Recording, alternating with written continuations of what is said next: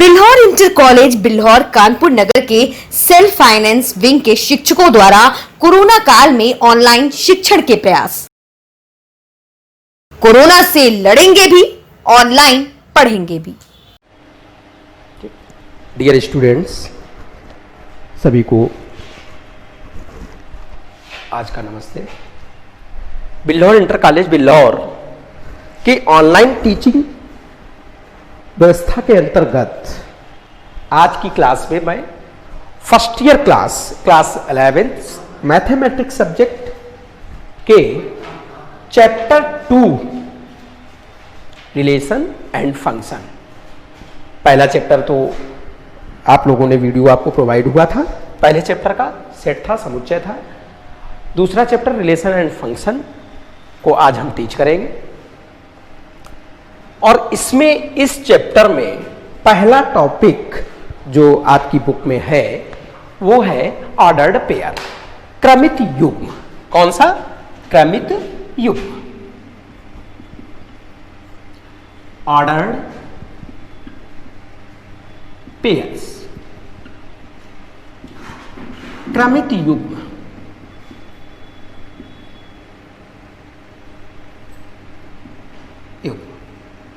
ठीक है, अब हम चर्चा करेंगे। पहले तो क्रमित को छोड़िए, पहले तो युग्म क्या चीज है, पेयर क्या चीज है, ठीक है ना। पेयर क्या चीज है ये हमें बताना है। पेयर का वैसे तो आप लोग मतलब समझते हैं कि पेयर युग्म मीन्स जोड़ा। युग्म का मतलब जोड़े से होता है और जनरल भाषा में आप लोग यूज भी करते हैं। गणित की भाषा में युग्म को समझने के लिए मान लीजिए हम दो एलिमेंट ए और बी इस प्रकार से ले, माने आपके पास दो एलिमेंट ए और बी हो और उनको हम दो तरीके से लिखें या अलग अलग तरीके से लिखें। और कैसे लिखें कि माने यदि ए और बी दो अवयव इस प्रकार हों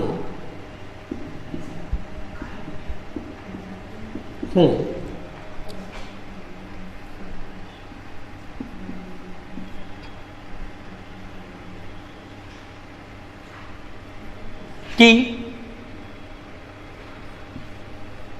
उन्हें हम दो प्रकार से लिखें। फर्स्ट ए कॉमा बी और सेकेंड बी कॉमा ए, ठीक है। अब यहां दोनों में आप एक चीज देखिए, पहले वाले पेयर में ए पहले लिखा है, बी बाद में लिखा है, जबकि सेकेंड वाले पेयर में बी पहले लिखा है, ए बाद में लिखा है। तो दोनों ही कंडीशन में पहले और दूसरे ये दोनों ही पेयर युग्म है, ये क्रमित युग्म नहीं है। वैसे आपको एक युग्म का 9th और 10th पे आपने कोऑर्डिनेट ज्योमेट्री का पार्ट जहां पर पढ़ा है, वहां पे आप एक बिंदु लेते थे और उस बिंदु को हम किसी अल्फाबेट से, मान लो सपोज पी से, पी फॉर पॉइंट जिसको कि हिंदी में हम बिंदु बोलते हैं, और हम उसमें क्या करते थे x, y दो लेते थे, जिसमें इसको क्या कहते थे, कोऑर्डिनेट बोलते थे, कोऑर्डिनेट बोलते थे, ठीक। इसमें x को हम भुज कहते थे, y को हम कोटि कहते थे, ठीक है। सेम उसी टाइप से यहां भी पेयर है, ए कॉमा बी, वहां भी पेयर था। और ए कॉमा बी, बी कॉमा ए, ये दोनों ही पेयर हैं और दोनों पेयर भिन्न भिन्न है, अलग अलग है, ठीक है। तो इसलिए युग्म तो है लेकिन क्रमित युग्म नहीं है। अब क्रमित युग्म के लिए देखिए क्या है। क्रमित युग्म के लिए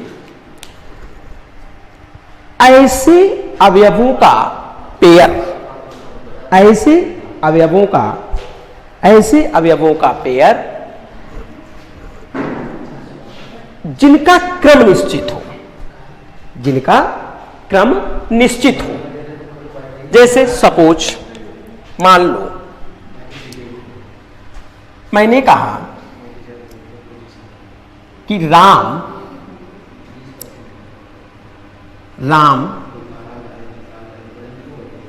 पुत्र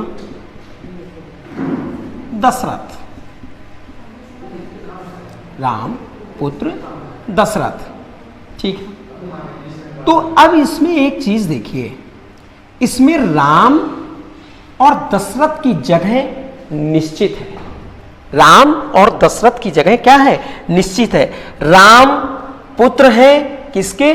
दशरथ के। अगर हम इन दोनों को चेंजमेंट करें, इंटरचेंज करें, एक दूसरे के स्थान बदलें, तो नहीं बदल सकते, इनका क्रम नहीं बदल सकता। राम की जगह दशरथ और दशरथ की जगह राम नहीं हो सकता, क्योंकि अगर हम राम की जगह दशरथ करेंगे और दशरथ की जगह राम करेंगे तो देखिए क्या ये पेयर क्या हो जाएगा? दशरथ पुत्र राम, जो कि आप भी जानते हैं रॉन्ग है पूर्णतया। अब हम क्या करें, इसको जो है अगर हम ऐसे लिखें राम कॉमा दशरथ, तो ये पेयर हुआ। मैथमेटिक्स भाषा में अगर राम को हम ए से डिनोट करें, दशरथ को हम बी से डिनोट करें और दोनों से एक पेयर क्रिएट हुआ ए कॉमा बी, और अब ये जो पेयर क्रिएट हुआ इट इज ऑर्डर्ड पेयर। क्यों? क्योंकि इसमें किसी भी कंडीशन में एनी हाउ इन दोनों एलिमेंट्स का, इन दोनों अवयवों का स्थान चेंज नहीं हो सकता। क्लियर? तो हम कह सकते हैं ओवरऑल कि क्या कह सकते हैं कि क्रमित युग्म क्या होगा? दो अवयवों के ऐसे जोड़े को, दो अवयवों के ऐसे जोड़े को, ऐसे युग्म को क्रमित युग्म कहते हैं जिनका स्थान निश्चित हो। क्लियर? जिनका स्थान निश्चित हो। जैसे एक हम यहां पर आपको इसका एग्जाम्पल देकर बताते हैं कि एग्जाम्पल में एक बिंदु P और जिसके कोऑर्डिनेट x, y, तो इसमें पहला जो है वो भुज ही रहेगा और y दूसरा जो है वो कोटि ही रहेगा। माने ओवरऑल निर्देशांक ज्यामिति में कहीं पर भी कोई बिंदु अगर लेते हैं और उसका कोऑर्डिनेट x, y के रूप में अगर हम लेते हैं तो पहले फर्स्ट x अक्ष का कोऑर्डिनेट होता है जिसको हम क्या बोलते हैं? भुज बोलते हैं, और सेकेंड नंबर पर y अक्ष का कोऑर्डिनेट होता है जिसे हम कोटि बोलते हैं। ओके, तो कहने का मतलब ये हुआ कि इन दोनों का स्थान आपस में इंटरचेंज नहीं हो सकता। क्लियर? तो फिर से हम एक बार रिपीट करते हैं कि ऑर्डर्ड पेयर को हम अगर डिफाइन करना हो तो हम कैसे डिफाइन करेंगे कि दो एलिमेंट्स का ऐसा जोड़ा, ऐसा युग्म जिनका स्थान निश्चित हो और उनका स्थान बदल ना सके, क्रमित युग्म कहलाता है। ठीक है? अब एक चीज और, जैसे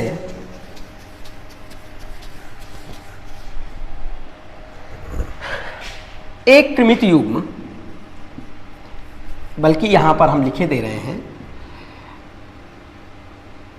अवयवों के, दो अवयवों के ऐसे जोड़े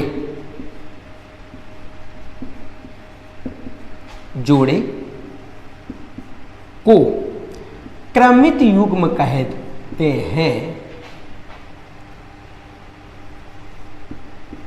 युग्म कहते हैं जिनका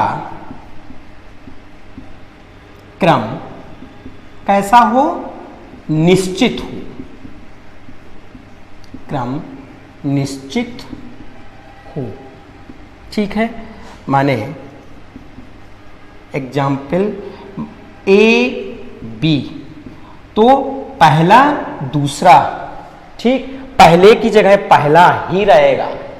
किसी भी कंडीशन में, और दूसरे की जगह दूसरा ही रहेगा किसी भी कंडीशन में। अब हम आपको एक चीज बताएं, यहां पहले को ए को हम first coordinate,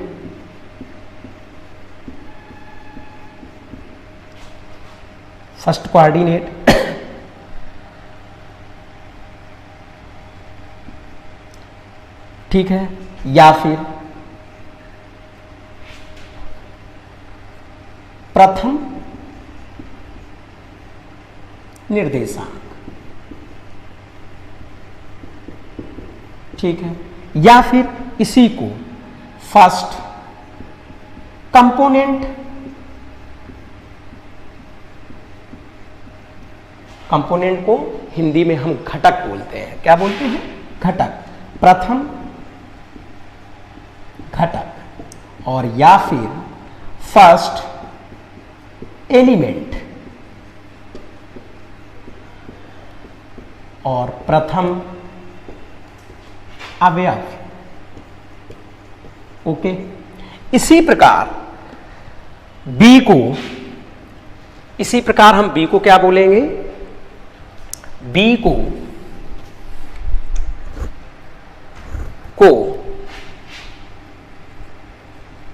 second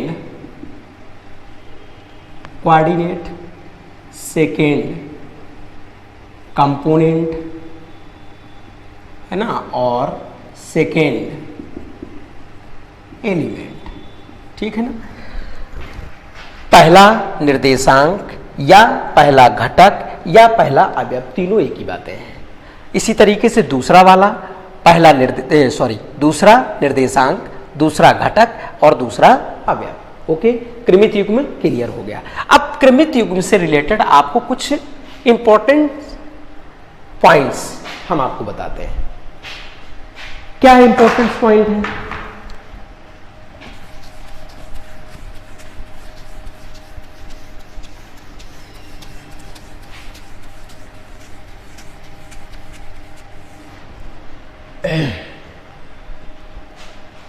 Some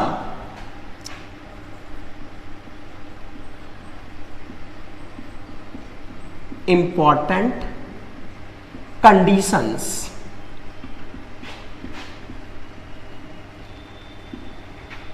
for ordered pair.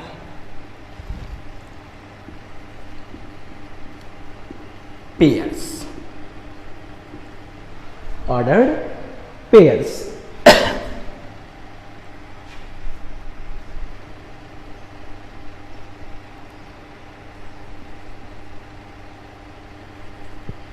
Pairs, ठीक है। क्रमित युग्म के लिए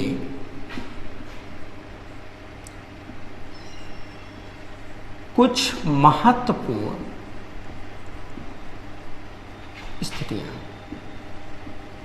भी लिख सकते हैं या बिंदु भी लिख सकते हैं आप, जिसमें पहली कंडीशन फर्स्ट, क्या दो पेयर है, दो ऑर्डर्ड पेयर अगर आपके पास है, दो कृमित युग्म, और अगर दोनों कृमित युग्म इक्वल हो तो कैसे इक्वल होंगे? माने फर्स्ट, इक्वालिटी ऑफ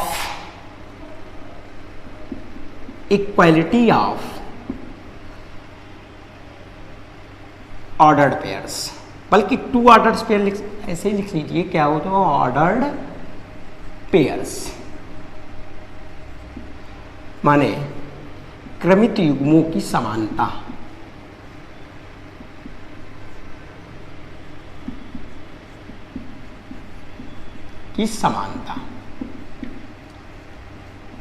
माने यदि ए बी और सी कॉमा डी दो कृमित युग्म हैं,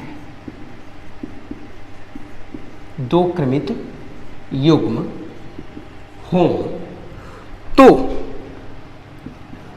तो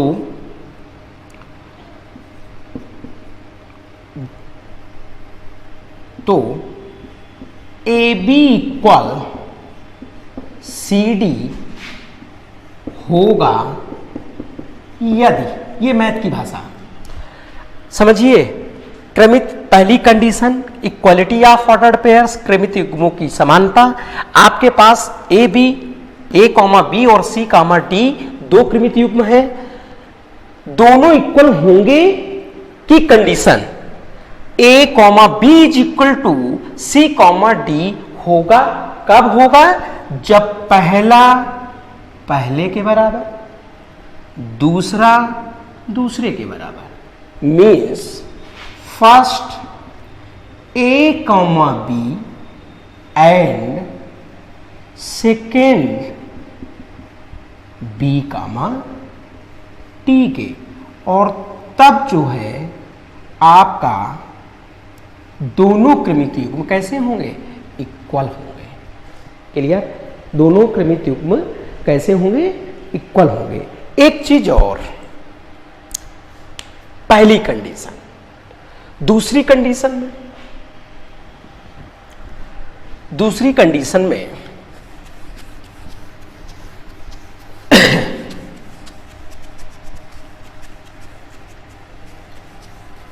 कंडीशन में एक चीज और है। कभी कभी ऐसा होता है कि पेयर्स जो है उसमें जो दो एलिमेंट ए और बी है, कंडीशन कभी कभी ऐसी क्रिएट होती है कि दोनों एलिमेंट इक्वल हो जाते हैं। Means A equal to B या बी इक्वल टू ए। अगर ए इक्वल टू बी है तो बी इक्वल टू ए तो हम कह ही सकते हैं, ठीक है ना, क्योंकि एलएचएस आरएचएस के इक्वल है तो आरएचएस एलएचएस के इक्वल होगा। ठीक है, कहने का मतलब ये हुआ कि दूसरी कंडीशन में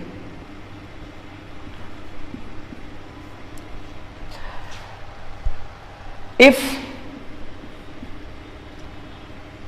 ए इक्वल टू बी हो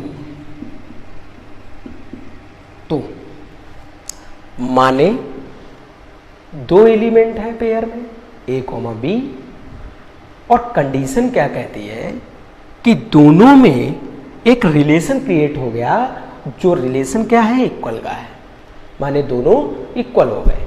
ठीक है, इस कंडीशन में जो वो पेयर है, पेयर मींस हम कैसे लिखते हैं? ए कॉमा बी लिखते हैं ना, क्या लिखते हैं? ए कॉमा बी। लेकिन जब दोनों बराबर हो जाएंगे तो यही पेयर टू टाइप्स, ए कॉमा ए या फिर बी कॉमा बी,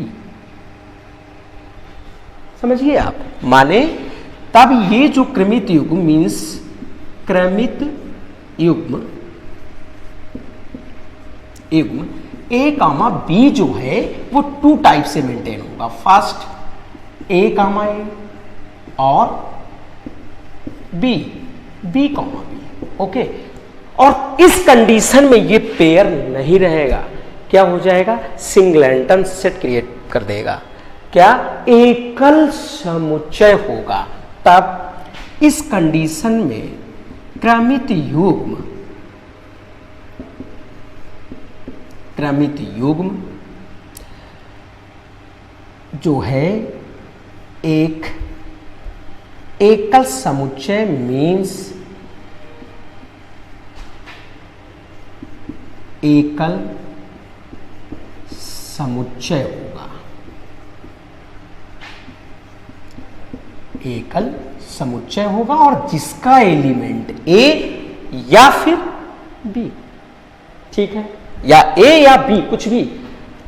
आप एकल समुच्चय, चूंकि मैंने यहां पे एकल समुच्चय का नाम दिया है तो हम आपको, हालांकि पिछले चैप्टर में, फर्स्ट चैप्टर में आपको टाइप्स ऑफ सेट्स में मैंने सिंगलेंटन सेट आपको पढ़ाया है, लेकिन फिर हम यहां से एक बार आपको रिपीट करते हैं कि सिंगलेंटन सेट क्या होगा? ऐसा समुच्चय जिसमें केवल और केवल एक एलिमेंट हो, केवल और केवल एक एलिमेंट हो। ठीक है ना, और जब एक एलिमेंट होगा तो वो एकल समुच्चय होगा। इसको हम ए से डिनोट कर दें या फिर बी से। माने अगर इसके लिए हम क्रिएट करें तो हम इसको ए, इसके लिए क्रिएट करें तो हम बी, ये भी सिंगलेंटन, ये भी सिंगलेंटन। ठीक, तो ये क्या हो जाएगा? एकल समुच्चय होगा। क्रमिक युग्म की दो कंडीशंस हैं, ठीक है ना। अब हम इसका एक आपको एग्जाम्पल देते हैं।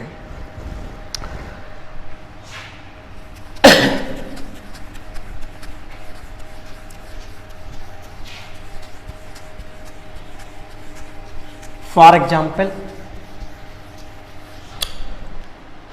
एग्जाम्पल में हम आपकी बुक की एक्सरसाइज का ही क्वेश्चन उठाते हैं।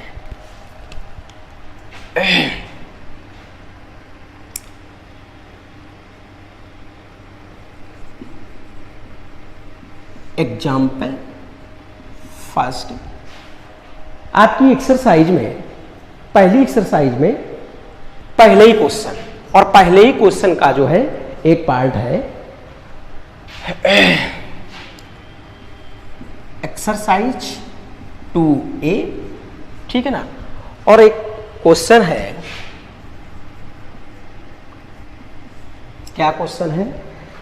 x/3 + 1 कॉमा और y -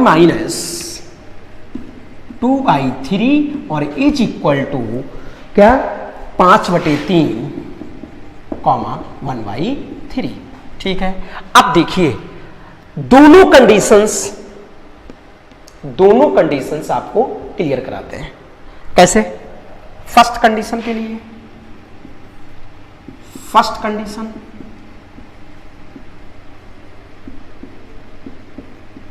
कंडीशन क्या? Equality of ordered pairs, equality of ordered pairs, ठीक है। माने क्या बताया था कि दो ऑर्डर्ड पेयर इक्वल होंगे कब? जब पहला एलिमेंट पहले के इक्वल, माने ये 1 नंबर तो ये 1 नंबर, दोनों इक्वल। दूसरा एलिमेंट दूसरे के इक्वल, ठीक, मीन्स 1 = 1 एंड 2 = 2, ओके। तब यहां से देखिए जरा आप, x/3 + 1 और कंडीशन के अकॉर्डिंग 5/3, ओके। अब x/3 अब यहां से कंपेयर कराएंगे तो y - 2/3 = 1/3 के, क्लियर। अब दोनों क्या है? इक्वल है। वैल्यू किसकी चाहिए? वेरिएबल की। वेरिएबल क्या है? x और y है, ठीक है। 5/3, 1, 2/3 या 1/3 एक न्यूमेरल वैल्यू है, okay.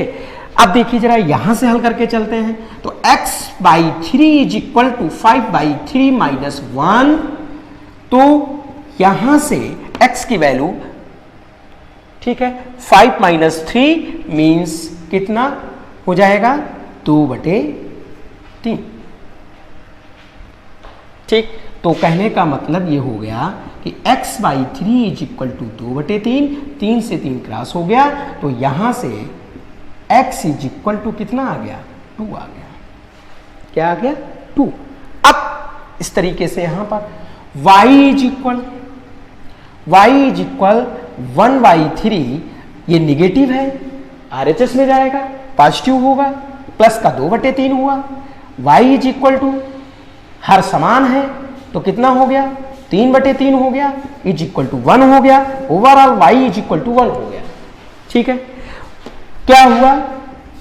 x equal to and y is equal to 1, ठीक है। अब एक चीज हम पहली कंडीशन को यहीं पर क्लियर करते हैं।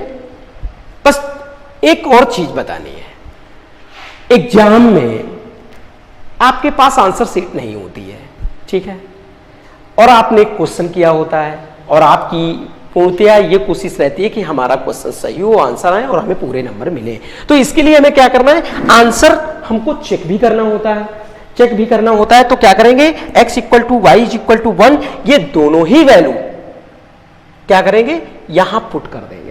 केवल हम एक में पुट करके आपको बताते हैं उत्तर की जांच के लिए। तब इंक्वायरी है ना, आंसर इंक्वायरी यहां लिखे दे रहे हैं हम। आंसर इंक्वायरी में हम क्या करेंगे, x/3 + 1 वैल्यू पुट करके कोई एक देख लीजिए। x की वैल्यू मैंने कितनी पुट की, 2 पुट की, बटे 3 किया, +1 किया, इसको हल कर देंगे तो क्या आ जाएगा यहां पर, ये आ जाएगा 2, 3 × 3 +3 और बटे 3, 3 और 2 कितना 5, 5/3 और ये देखिए आप 5/3 आपका आ गया। तो कहने का मतलब ये हुआ कि आपका आंसर बिल्कुल क्लियर है। इसी के साथ हम टॉपिक को यहीं पर क्लोज करते हैं, आज की इसको क्लास वो करते हैं। आप लोग वीडियो को देखें और अगर आपको समझ में आता है इसके BIC के चैनल को आप सब्सक्राइब करें, लाइक करें, ठीक है ना। और आगे की क्लास जो है नेक्स्ट डे के वीडियो में प्रोवाइड